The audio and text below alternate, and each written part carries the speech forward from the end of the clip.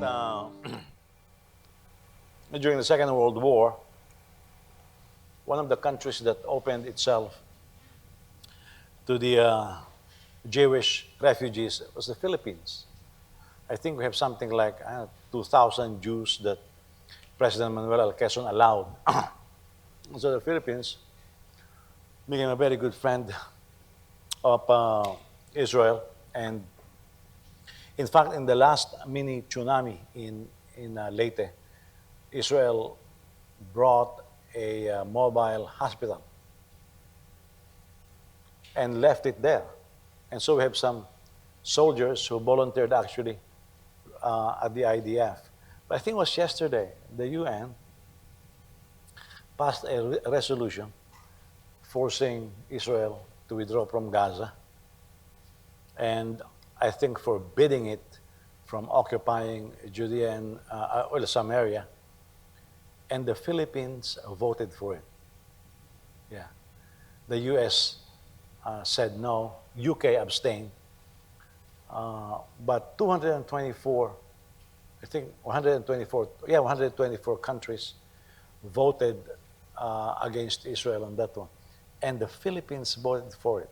You know, the Bible, it's actually one of those promises the Bible says in the book of Psalms. The question was raised, why do the nations rage against you? That's it.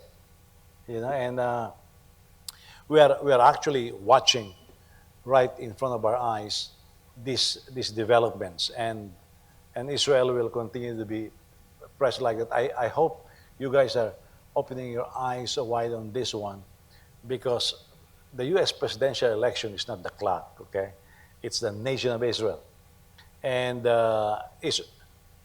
Israel is hoping that Trump will be elected because they knew the support.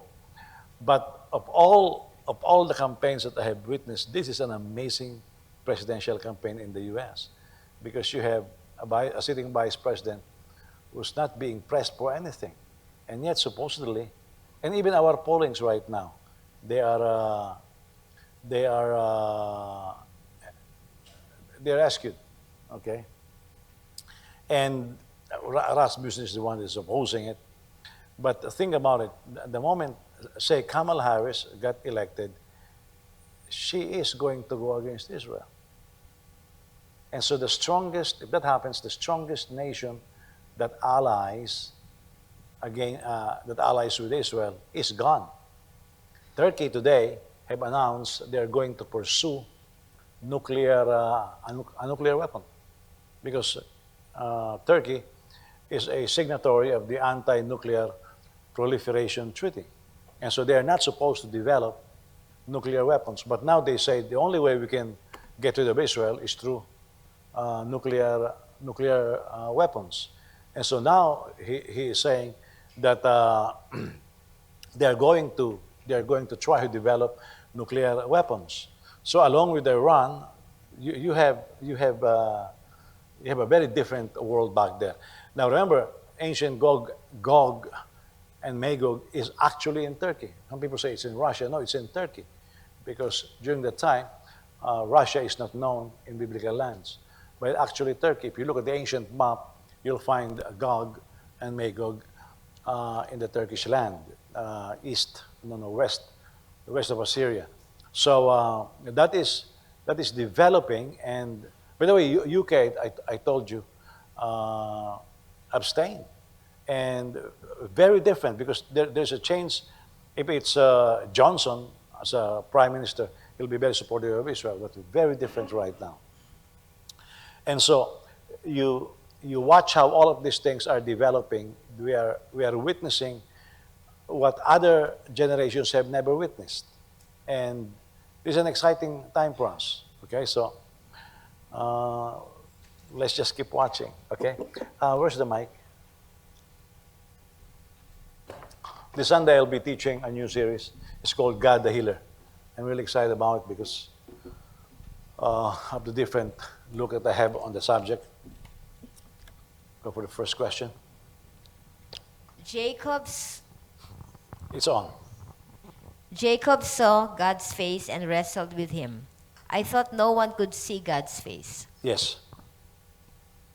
Well, God showed himself to Israel. Israel never saw it. What he saw is the angel of the Lord. And that's a representative of God. It's the pre-incarnate Christ. Jesus said, "You had seen me, had seen the Father." The world had seen Jesus when he was here. Nobody died. Okay, so it's the same. Analogy. Okay.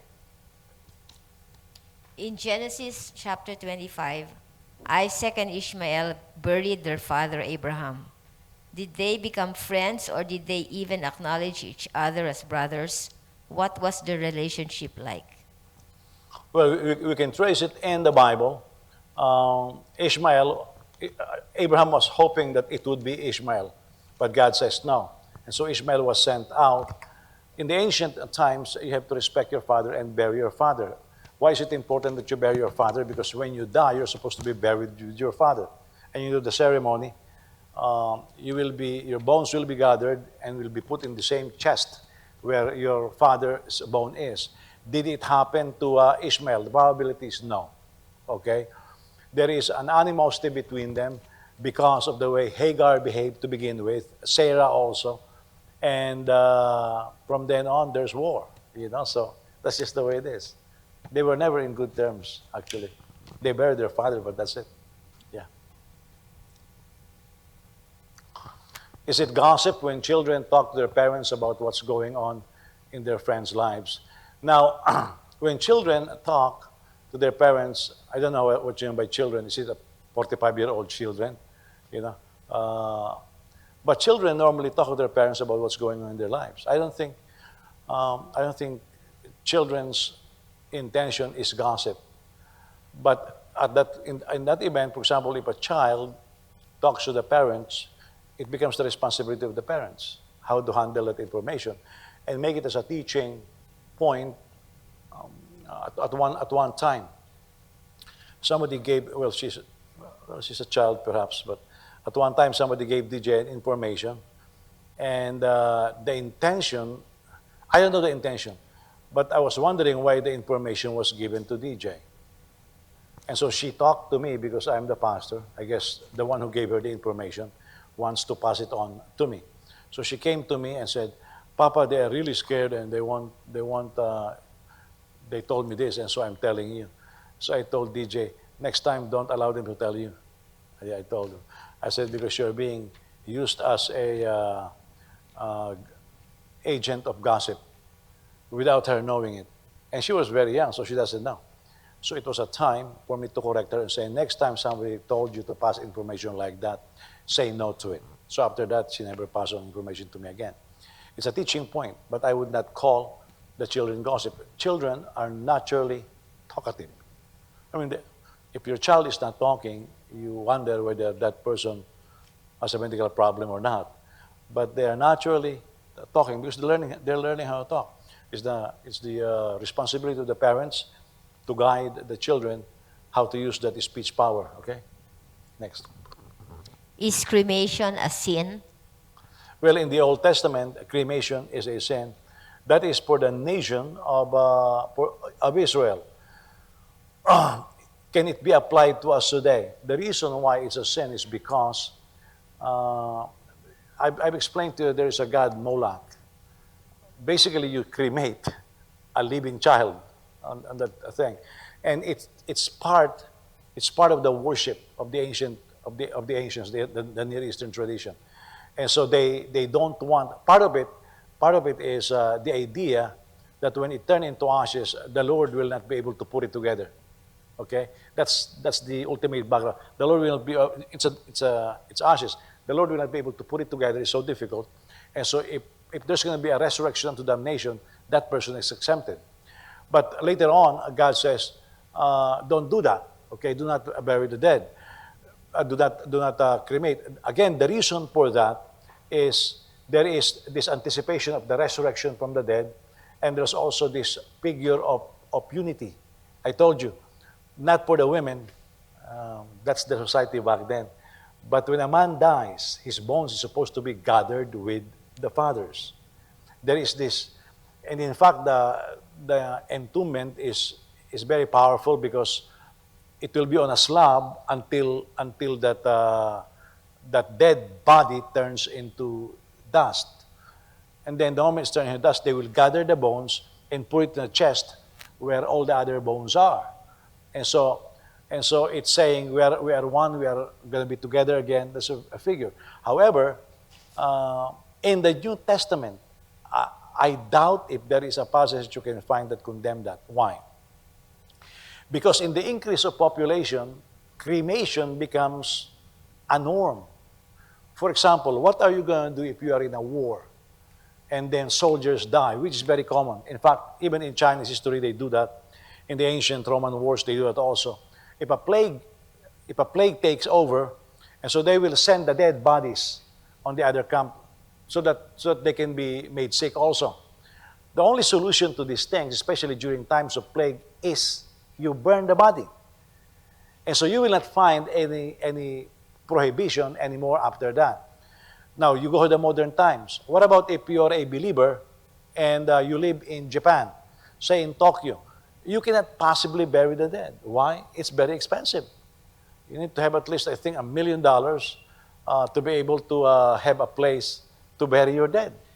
Because, I don't know now, but Tokyo back then, during the 80s, Tokyo was something like $1 million per square meter in downtown Tokyo. And so if you're going to bury somebody, how many square meter do you need to bury somebody? You will be rich. Okay? Japanese can't afford that. And so a lot of Christians are already being buried. Also, during times of plagues, especially during the Middle Ages, during times of war, Christians are not exempted from military service. So they go to war, and when they die and there were plagues, they have to be burned. So this doctrine was basically abandoned. Okay? So in time it fizzled out. I don't believe that we should apply it to us as Christians today. Yes. Is there an age when a person should get married? Or how will a person know that he or she is ready for marriage? What should I look for in a spouse, and how do I know that a person's love for me is sincere and true?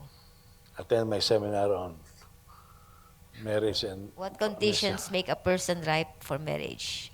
Well, let's make comparison, biblical times and modern time. In biblical times, children are raised to be responsible. Okay, so they don't want to have 5 children, they want to have 12, 24 children. Men and women, children are raised to be responsible. And so the moment a child grows up, a man or a woman, even a girl, girls are made into shepherdess, okay, and they do a lot of household chores. Proverbs 31 proves that. And so at a very young age, a girl is already taught on how to be responsible. It is common in ancient times, a girl at the age of 14, 15, 16 will be married. Okay? Well, there's nothing else to do, and they're very responsible, and some of them are betrothed at a very young age. A male is also the same. In fact, part of this is, you know how commoners wants to become like the kings. Even today, a lot of people are patterning their lives after the rich and the famous. Well, sometimes a prince, a crown prince, will be betrothed in marriage, will be promised in marriage after birth. And so that person has no more freedom, no more choice, because of political alliance. And so it is very common that in the ancient times, a child king will be married at the age of 9, at the age of 8. Of course, no sex is taking place, but they are already married. Now, that is in the ancient time. No college education, no nothing. However, we can find in the Bible and in history the pattern of determining marriage. Well, first of all, they are raised in the fear and knowledge of God. A Jewish boy, I told you, at the age of 13, will go to a bar mitzvah, at which point he becomes a man. And this is where we can get the pattern. What are the signs of becoming a man? At that time, the father will transfer his trade to his son. If he is a carpenter, he will become a carpenter at the age of 13. So Jesus was taught by Joseph how to be a carpenter. That will take place. A man, ideally, he'll be married at the age of 30. Because what happens, a lot of them get married earlier. But what happens is the moment The moment he becomes a man, he acquires a job. His father will train him. He will make money.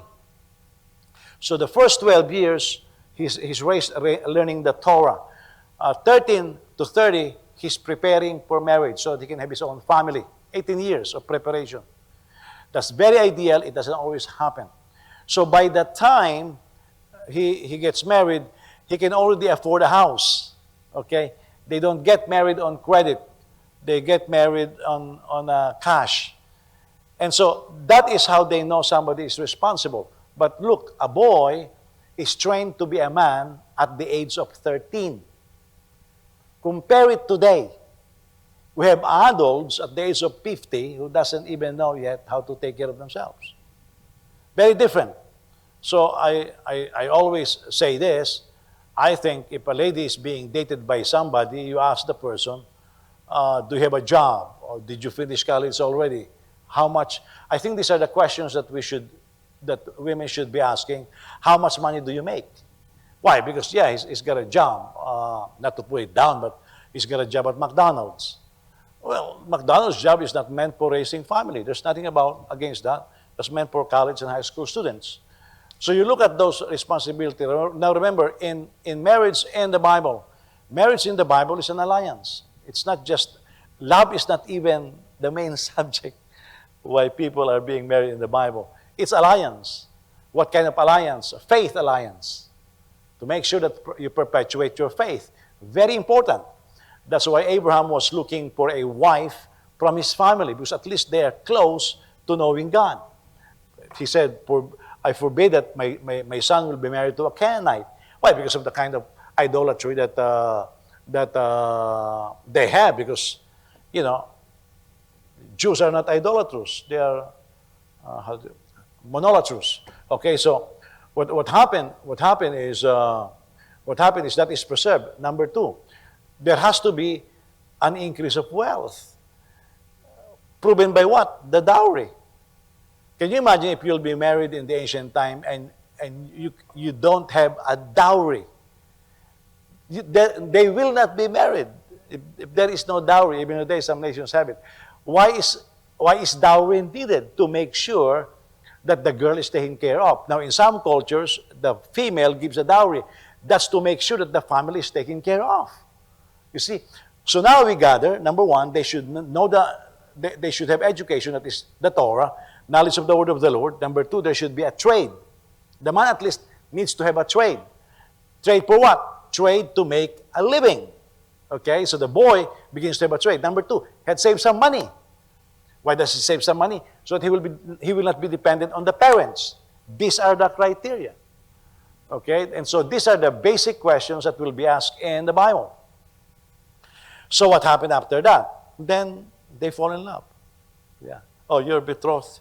You're given to marriage already when you're at the age of 2. And look, the children may object, but the children will basically follow. That is in ideal, how do you call it, theocratic nation. By the way, it's still happening today in some Middle Eastern countries. So that's taking place. In India, they have divorce, but they have pre-arranged marriage. Their divorce rate is a lot lower than the West because of shame, family covenant, the union. When you get married, you are not just marrying the person. Listen, you are marrying the family. Of course, you're not sleeping with the family, but you're marrying the family. Whatever, from time to time when my wife and I argue, when I get married with my wife, I married into her family. Okay? But of course, there's a limit to that. And she married into my family. And that's where the disparity is, because my family just don't have a say. Don't have anything. We love our family, but basically, my family has zero influence in whatever happens to us. Not in her case. Okay? So even that one, I have to exercise some strength in making sure that my family is raised according to what I believe is in the Bible. Because sometimes you will feel that her family thinks that they have something to say about it. Well, they don't, simply because most of them are not believers. It's not going to happen with me, you know. But when you put yourself into a marriage, you're joining into that. So those basic responsibilities are needed. Our teacher in Egypt, Trinity Egyptologist, was telling me that because he's world renowned, and he said, well, my daughter is married to a Filipino. I said, so what church they go to? And his face went down and he said, well, you know, he's Catholic. By the way, you know what the Pope did, right? When he was in, I think, Singapore. You know the proclamation he made, right? He just made a declaration that all religion leads to God. That's universalism of Karl Rahner. That's why I know some Christians today, I bet some of them, a couple of them used to go to this church before, and they say it's the same. You are blind. It's not the same. Not Jesus said, I am the way, the truth, and the life. But now, in the academic world, there is a call, Roman Catholic Church academic world, there is a call for the Pope to resign. Can you imagine they're calling him to resign? Because he just declared universalism. Muslim, and he said to the followers of Roman Catholicism, have a dialogue with the Hindus, the Muslims. Everything leads to God. That is universalism. That is a lie. Okay? That is a lie. And some Christians are being taken into it. Faith is the primary consideration for marriage. Perpetuation of faith. That's primary. Did it change today? I don't believe so. I really don't believe so. Okay? Next.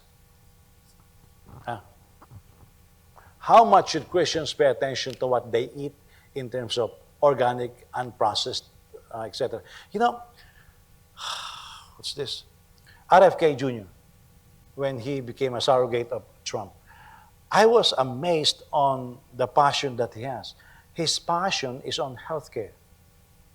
I watched an interview of him and what he said during endorsing Trump.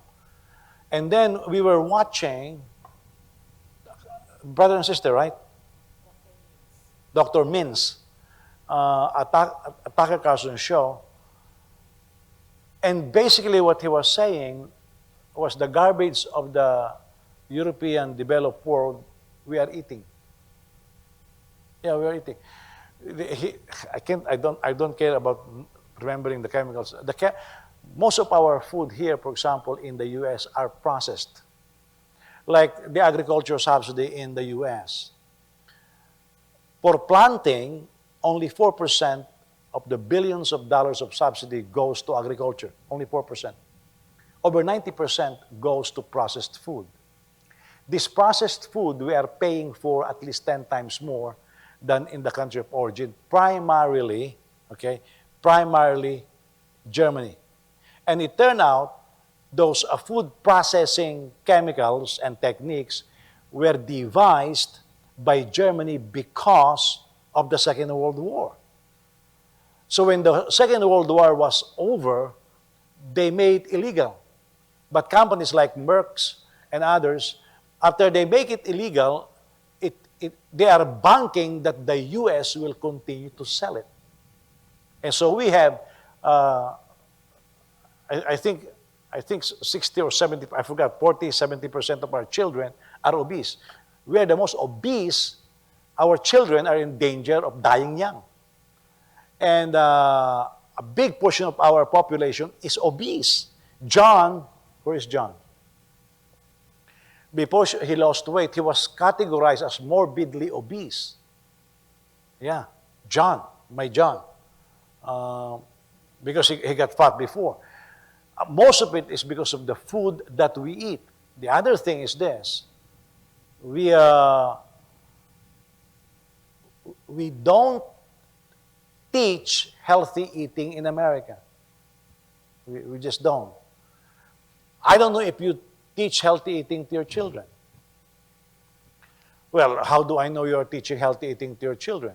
Well, do they eat vegetables? Do they eat fish? Do they eat the basic food elements that we were taught in elementary school. A lot of the children don't. Yeah. That's why I think puberty in the US for the girls is now at the age of 11, and others are pushing it down to 9. We have a lot of 11-year-olds in America are able to get pregnant with the mind of a child. It's because of all the processed food that most of you are eating every day. Yeah. We are a very sick nation. I will bring it out this Sunday. America is a very obese and a very sick, unhealthy nation. The sad thing about that, why don't we look at Japan? Japan is very healthy. Yeah. They are the largest foreign investor country in the US. We are their largest investor also. But the most healthy is Japan. And then, the longest lifespan is in Japan. The second, I think, is in Arizona, among the Seventh-day Adventists, and they were being interviewed, and they say, well, our food that we eat it from our backyards. They plant their tomatoes, they plant their vegetables. It turned out the number one fast food. Do you know what the number one fast food chain is in the world? What? McDonald's? Anybody knows?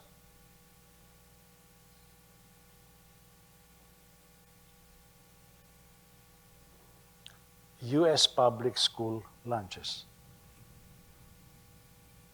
It's the biggest. It's a multi-billion-dollar industry. It's bigger than McDonald's, bigger than Wendy's, bigger than all of them combined. That's why a lot of lobbyists are lobbying so that USDA will allow them to provide the lunch. I think they just approved right now, they're going to move into Lunchables. And these Lunchables that they'll be preparing for kids are full of chemicals that will ruin them. So I would go for, we are Filipinos, we are taught what the basic foods are. At least if you attend elementary in the Philippines, observe that. That's actually the healthy tradition, If you have some a little piece of land in your backyard, plant something that you can harvest. Yeah, and that will be very helpful. And because we are eating, poison in this country. 90% of agri-subsidy goes to processed food. Yeah. And by the way, those chemicals that is being put in our food are the same chemicals that they're using for pesticides. Can you imagine? When I was listening to pesticides, that's what Americans are eating. We are one of the most unhealthy nation on the face of the earth. So I think most of our problem can be solved by proper eating. Okay? So maybe in this church we should have a seminar on eating right, Well, I don't know who will be able to do that here because knowing that all of us here are guilty of eating wrong. Okay? If my family members try to stop and forbid me from following God because I was born and baptized Catholic, what should I do? Disobey the family. I keep saying this, and it's not getting into our spirits. The body of Christ is the closest family that we have, or we should have. Not our earthly family. Earthly family is just biology, genetics. Even in the Old Testament, separations are made on faith line. Okay? It's always on faith line. The rising and the falling of the southern kingdom happens the moment they started having alliance with the northern kingdom and allowing their daughters to be taken in marriage and allowing their sons to get wives from the northern kingdom.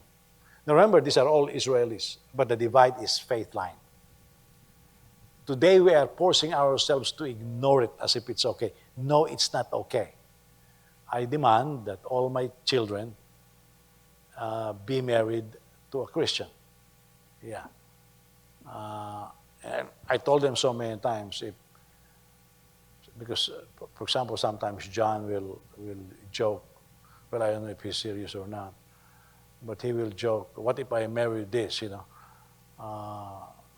Sometimes insinuating that maybe not in the same faith. And so I jokingly answer, well, he will not know if it's a joke or not. But I'll tell you now, most probably it's not a joke. I told them, you can marry any way you want. If I don't very much approve of it, I'm not going. That's what I told them. Yeah. But for me, faith is very important. I don't know if you have the same sentiment. Faith is very important to me. My relationship with Jesus is the highest. Not my relationship with my family, not even my relationship with you guys. My relationship with Jesus is the highest. Yeah. Nothing comes in close second. Just nothing comes in close second. I love Jesus, and that's it. I hope you will adopt the same thing, because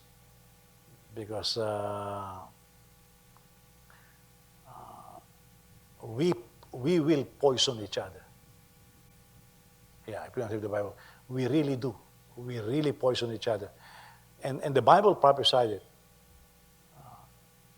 In effect, parents will destroy their children, and children will destroy their parents. My wife can destroy me. She can do something stupid to my ruin. My kids can do something stupid to my ruin. And I have seen that happen so many times. And so, because I have seen that, I made my decision. I love Jesus above all. Okay? Above all. And by the way, my family knows that. I wish you would do the same thing. Okay? How should Christians understand the second assassination attempt on Trump? Well, first they should understand how they should live, Forget Trump. There's nothing that you can do about it except to vote. But stop analyzing that. Your attention is in the wrong direction. Because last election cycle, some of the so-called prophets have made it prophesied to Trump over and over that he'll be reelected, and it turned out to be they're all false. So,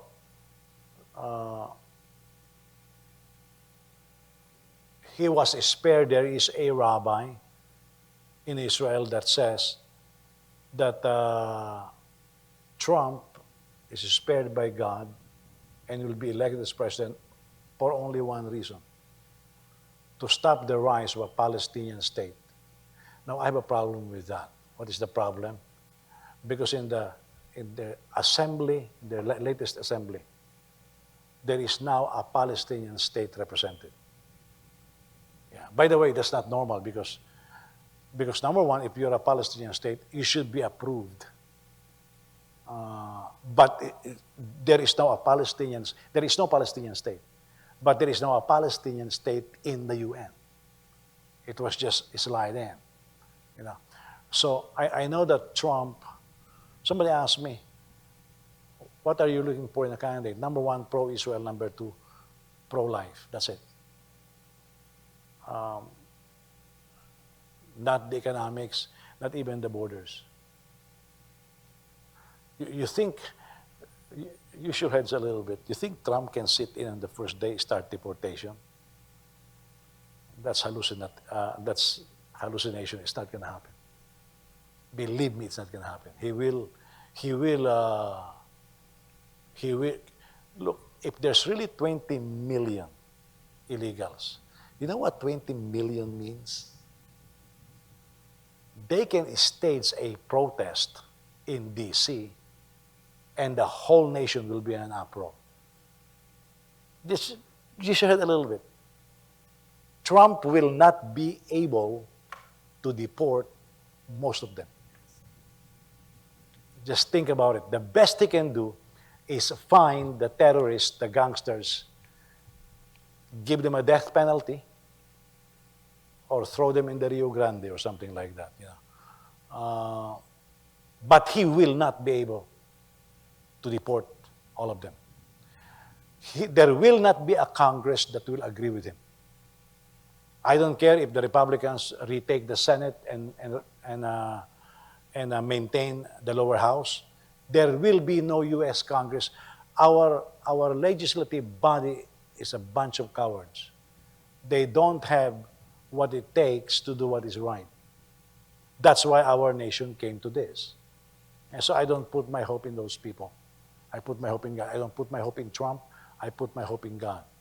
I'm just hoping that Trump will be able to stand with Israel and be pro-life. That's it. Yeah. Now remember, he's the only candidate that now, in recent history that I know, that have mentioned God and even publicly declare the Lord spared him. And it sounded like he's saying it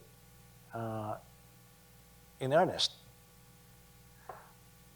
How he will be, I do not know. But for example, if you look at the other candidate, to be honest, I don't know why somebody will vote for her. It's because of the kind of legislations that she sponsored and co-signed. Can you imagine even raising money? And we remember that happened. What happened? We don't even know if she's running for president during that time. But she helped raise money for the protesters in Minnesota. And this country is under judgment. So, according to the prophecy of Kim Clement, on the second term of Trump, he will be a praying man. And I was delighted when he was asked, because of the trouble with this country, what should we do to save this country? And he said, well, the first thing that you do is to pray. No president ever said that, Is he going to save this nation? No, he's not. Only God can heal this nation. None of these political figures can save this nation, okay? Some will have a strong leadership to be able to be used by God, but none of them will be able to save this nation. If the Philippines is in narco politics, the U.S. has been sold in so many different ways. Can you imagine most of a lot of our gunpowders and even of some of the ingredients needed for making our ammunitions coming from China? I do not know why even food right now we are importing. The whole of California can feed the whole world. The whole of Illinois well, at one time, China was getting soybeans from Illinois. But Illinois can supply the whole world with soybeans. Arkansas can provide hogs for the rest of the world. This country can feed the whole world. What did our unpatriotic government officials do? Pay the farmers not to plant. Our farmers are being paid not to plant. So, even if I'm a first grader, I'm thinking, what in the world are you doing? My analysis is, from the scriptures, is this country, like other empires in the past, had become so proud. This country thinks that whatever she enters into, she can get out from. But there are other forces. Our country really needs prayer. If God does not intervene, forget who's going to be the next president. This country is doomed. Yeah. Next. Why did God create people if we do bad things? What? Why did God create people if we do bad things? The question is wrong. Because God did not create people for that. God created people to build his family. That's what he has. He wants to build for his pleasure. Man fell, and God adjusted that and saved man. Man doing bad things is not part of God's plan. Okay? When you say you are fasting, do you mean 24 hours without eating, or is between breakfast to supper? Well, if day and night means 24 hours, then yes, it is 24 hours. Yeah, I don't do Muslim fast, wherein I only fast for 12 hours and then eat during the night. No, fasting, when the Bible says 40 days and 40 nights, that means at one point it's daytime and at one point it's nighttime. And they don't eat in both. They just drink water. Yeah. How do you know if the enemy or the Lord is making a person sick? Also, is sickness a testing from the Lord and or oppression from the enemy? Well, Jesus went about, Acts 10:38, Jesus went about doing good and healing those oppressed by the enemy. Sickness is a direct or indirect result of sin. It's a form of demonic oppression. Uh, I will be discussing that in a lot of details in this new series that I will introduce this Sunday. Okay, so I'll have plenty of time to answer that. Thanks. Adam and Eve had Cain and Abel. When Cain was sent away, who and where did the people that wanted to kill him come from? Who are their parents? Adam and Eve. The Bible is not chronological. In fact, in the beginning, God created the heavens and the earth was without form and void. Scholars today are very ready to interpret that and say there is a world before the world. You know, a land, world of dinosaurs, and world of other living creatures. They are ready to say that. But then, it's not explained in the Bible. But then when it comes to Cain, they're ready to say, well, there must be other parents. No, the Bible is not chronological. It just tells stories. That means, most probably, after Cain was thrown out, he did not get married right away.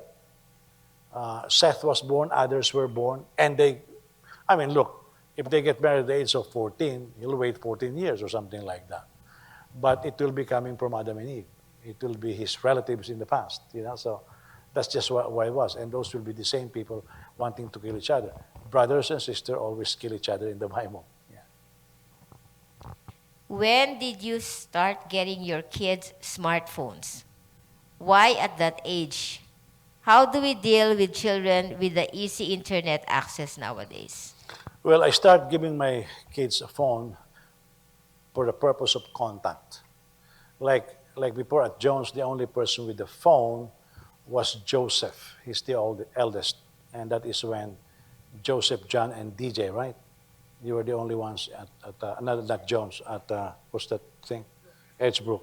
When Joseph graduated, then John has the phone. But then John, of course, and then, of course, a DJ. And that's how it happened. And now, of course, they have all their own business. I need them to call me every day. I need them to know me where they are at any given point in time. And the only way I can do that is through cell phone. Now, what will you do with the access of the internet? That's when raising your kids properly comes into play. Can my children be tempted to go loco? Yes. But they better hide it. Because if I find out, then I will go loco, and that's what they don't want. I cannot supervise every minute of their time. I can supervise what I do with them. What I do is I design an open communication. My kids can talk to me freely. And no matter what they discuss, I don't approach it with anger. Yeah. I get angry, but I don't approach it with anger. They can discuss any topic with me. If I don't, the reason why I do it is because I do that with other Christians. Other Christians can discuss any counseling topic with me. I don't scream at them. So why will I do that to my kids? If they do wrong, of course, I have my emotions, but they can, for example, if one of them steals something, I expect them to come to me and say, I stole something. Now, I'm not going to slap them upside down. I'm going to discuss that, and I'm going to correct that. There will be some discipline imposed. But we have a very, by the way, it's hard to establish, but I have established it. We have a very open communication system in my house. Yeah, very open. But to this day, even Joseph still checks in, say hello, every day. Yeah, every day, along with Kayla. Every day. Yeah. That is a culture that we have created in the family. Will I be able to supervise all of it? No. But they know that there are consequences to wrong decisions. And they have suffered that. So I don't joke with them. Yes. Do parents have the authority to forbid their children, young or adult, from fasting? I think if you know that there is a medical condition to your children, you can give them advice. But you have to allow them to take the step of faith. I will not tell you, but a couple of my kids will come to me and say, I will be fasting, Papa. I don't say no. They have to make those faith decisions. And I have to support them. Now, they ask me, so what do you do, Papa, before fasting or after fasting? I counsel them. But even that, they tell me that if they are fasting, I will not forbid them from fasting. In fact, I laugh at them. You should see my kids when they started fasting. They miss one meal and it feels like they never ate for 20 years, you know. And so I laugh at the thing. But some of them wants to be like me, so I tell them, 1-2 days of fasting, there's nothing. So they pretend it's nothing. But then they are looking forward to the breaking of the fast. And they want to eat everything that they see that looks like food. But I don't stop my kids from fasting. Okay? Do not bow in worship to the man, and do not serve them, for I, the Lord your God, am a jealous God, bringing consequences of the father's iniquity on the children to the 3rd and 4th generation. I thought God doesn't bring consequences of father's iniquity to the children. Okay. That is actually a very simple verse. Look, let's just do it this way. If I do something evil, immediately my children will suffer for it. Even if they didn't do anything. Why? Because your eyes are evil that way. The eyes of the world are evil that way.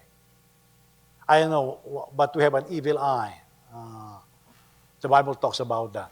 We really, even if it's forbidden, we really judge the children on the basis of what the parents accomplish. Even if the parents did nothing, even if the children did nothing, if the parents are well acknowledged, the children will be well acknowledged. So that's automatic.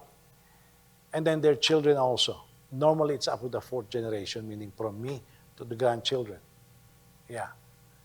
Normally after that, then people forget. Why? Because the other people with evil eye are already dead. Okay? However, that 1,000 generation is because of perpetuation. The moment they are judged on account of my evil, what happened is they get upset. They do evil also. So it's the perpetuation of evil. That's what happened. Nobody has the strength to just stop it. I mean, for example, let's just be personal here. Say your family has a weakness. Do you have the strength to stop it? Most children don't. Okay, they just, why? Well, this is my family. You just surrender. You need to, that's why personal disciple, that's why our faith is based on personal relationship with God, not on a family relationship with God, personal relationship with God. Somebody has got to put a stop to it.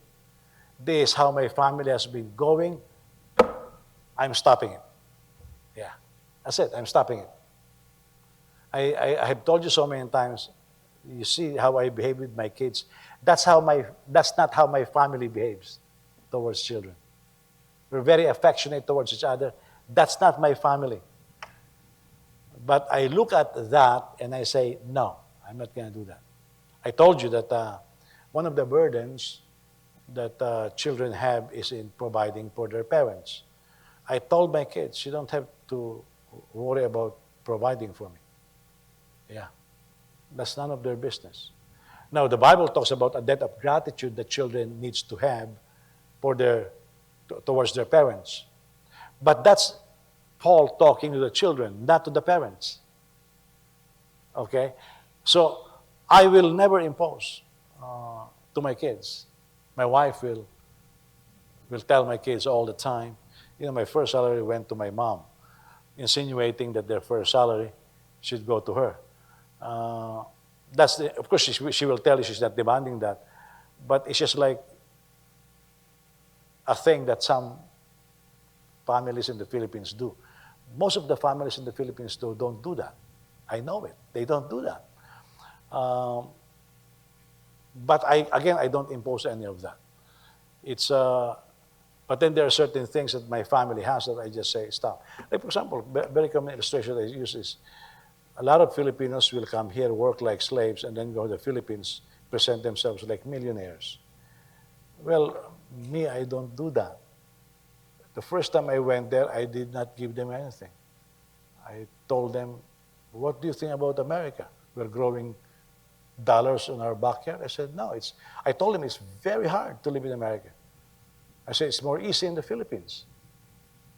And so after they got that point, well, the next time, I helped them. And my family is very grateful for every help that me and my wife give to them. Because I already told them, there's no dollar tree that grows in our backyard. And so they understand that. By the way, when I bless, especially my mother, when I bless my mother, she will even tell me, oh, say, please don't, she will say that. You need it more in the U.S. You know what that tells me is because she's still a Filipina person. Because when you give something to a Filipino, a good Filipino, they will not take it right away. They will first say no, and they need to make you feel that they're not imposing on you, okay? So, but that is something that you have to do for yourself. This is a faith decision, actually. Next. What's the equivalent of year of release or jubilee in modern day? There is no equivalent. That's a Jewish thing. You pawn your land to a bank, and then you go to the bank and say, hey, it's the year of Jubilee. Papalakulin ka ng banko. No, even the Jews are not doing it right now. It's purely a theocratic thing. That is contextually Israeli. Okay? It's not applicable to us. Our society is different. I know a lot of pastors want his Jubilee because of more offering. Not applicable for us. Okay? However, the spiritual equivalent is. Because to set the oppressed free, that's a Jubilee statement. To heal the broken heart, this Sunday I'll be able to touch what that means, broken heart. It's a very interesting word. But to be able to do that, that is something that as a nation, Israel can do. However, I told you this. I really could not find in history when Israel did a Jubilee. I just cannot. I mean, because now they are living in modern society, they own banks. Can you imagine? All the Jews come to you, they owe you $100 million, and they came to the owner of the bank and say, Jubilee, Jubilee. Well, the federal government is giving them money. Who's going to pay that? You can't. That federal money is our taxes. Who's going to pay that? So the imposition of Jubilee for Christians literally is impossible. So we do the spiritual equivalency. Okay? The spiritual equivalency is He is our Jubilee. Jesus is our Jubilee. Sets us free from oppression, from broken hearts, from sickness and disease, and all of those things. Okay. Next. No more? Okay. Well, it's 8:59, so no more. Let's all stand. Praise God.